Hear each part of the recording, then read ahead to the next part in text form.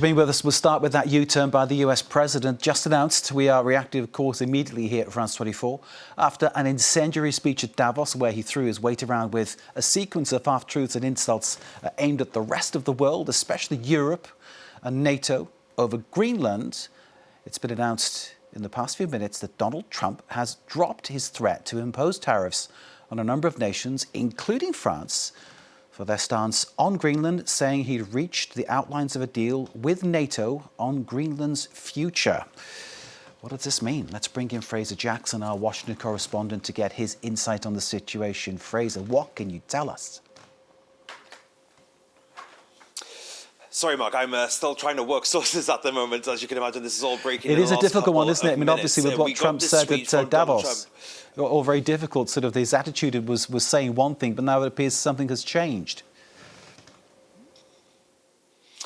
Yeah, it certainly does. We got this tweet from Donald Trump within the last 30 minutes that we can bring up for you now that says, based upon a very productive meeting that I have had with the Secretary General of NATO, Mark Rutte, we have formed the framework of a future deal with respect to Greenland and, in fact, the entire Arctic region. I think that is important. I'll tell you why in a moment. He continues, this solution, if consummated, will be a great one for the United States of America and all NATO nations. Based upon this understanding, I will not be imposing the tariffs that were scheduled to go into effect on February 1st. Additional discussions are being held concerning the Golden Dome as it pertains to Greenland. Now, I think this is interesting here because it looks really that Donald Trump was looking for an off-ramp here. He knows that this has been remarkably unpopular on Capitol Hill. A lot of senators on the Republican side were not on board with any kind of strike on Greenland, and Donald Trump took the idea of taking Greenland by force off the table at that speech in Davos just a few hours ago.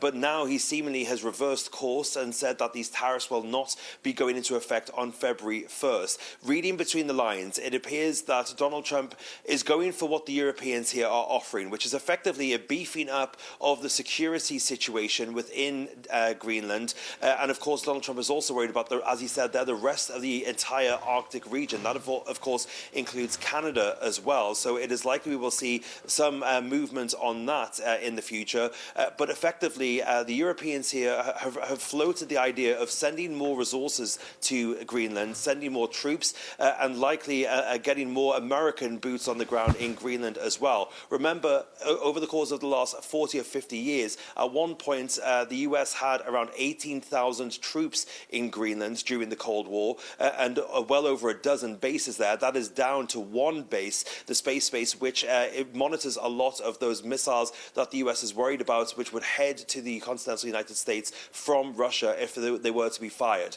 So that is something that the US could now look at, potentially increasing its footprint on Greenland through more troops and more bases. So the actual details, though, from the US administration, thin on the ground. We are working on trying to get those to our viewers. But reading between the lines, it appears that is what has been discussed here with NATO.